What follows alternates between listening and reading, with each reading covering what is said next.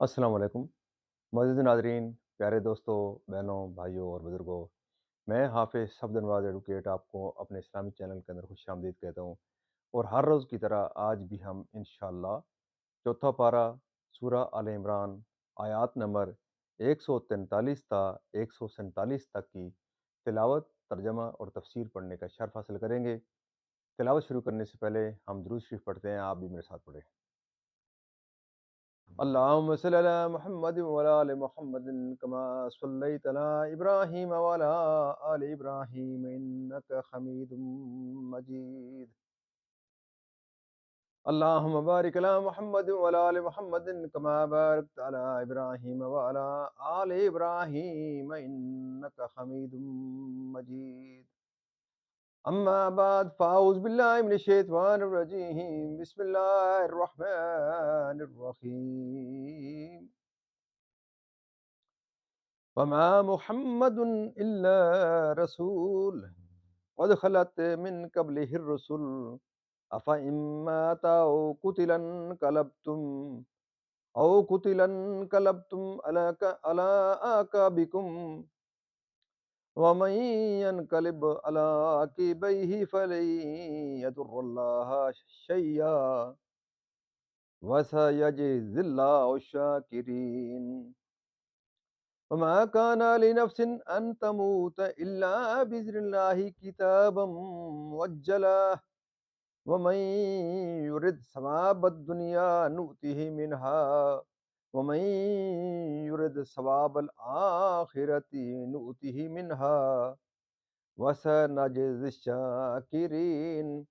وكأي من نبي قاتل معه ربيون كثير فما بانوا لما أصابهم في سبيل الله وما ضعفوا ما استكانوا والله يحب الصابرين.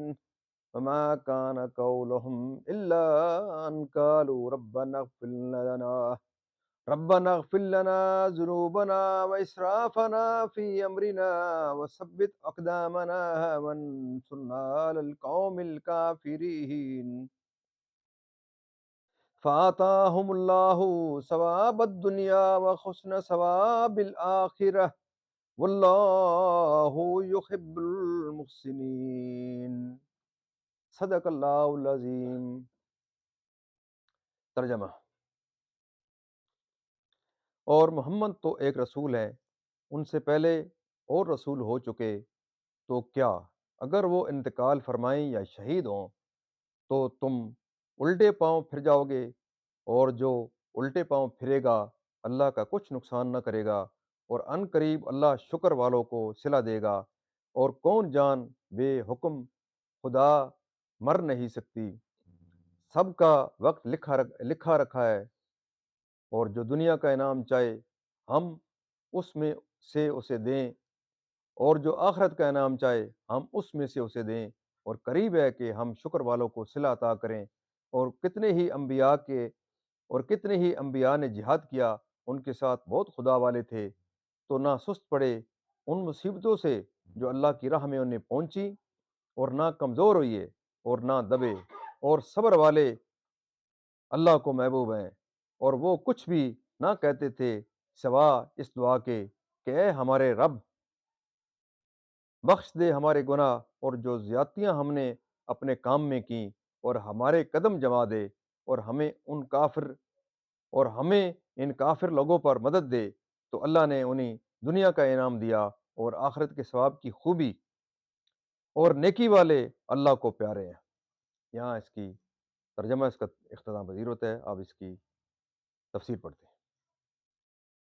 اس میں جہاد کی ترغیب ہے، اور مسلمانوں کو دشمن کے مقابلے پر جری بنایا جاتا ہے کہ کوئی شخص بغیر حکم الہی کے مر نہیں سکتا، چاہے وہ مہالک اور معارک میں گھس جائے، اور جب موت کا وقت آتا ہے تو کوئی تدبیر نہیں بچا سکتی، اس سے آگے پیچھے نہیں ہو سکتا، اور اس کو اپنے عمل و طاعت سے حصول دنیا مقصود ہو. اس سے ثابت ہوا کہ مدار نیت پر ہے، جیسا کہ بخاری مسلم شریف کی حدیث میں آیا ہے.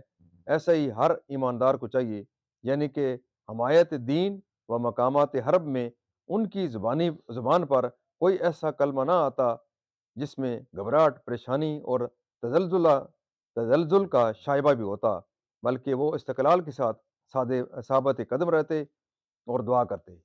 یعنی تمام صغائر و کبائر باوجود یہ کہ وہ لوگ ربانی یعنی اتقیہ تھے، پھر بھی گناہوں کا اپنی طرف نسبت کرنا شان تواضع و انکسار و آداب ابدیت میں سے ہے۔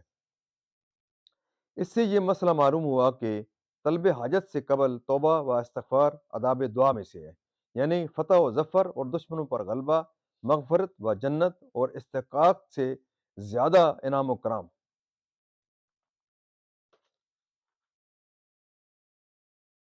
خواہ وہ یہود و نصارہ ہوں یا منافق و مشرک، کفر و بے دینی کی طرف مسئلہ اس آیت سے معلوم ہوا کہ مسلمانوں پر لازم ہے کہ وہ کفار سے علیحدگی اختیار کریں اور ہرگز ان کی رائے اور مشورے پر عمل نہ کریں اور ان کے کہنے پر نہ چلیں۔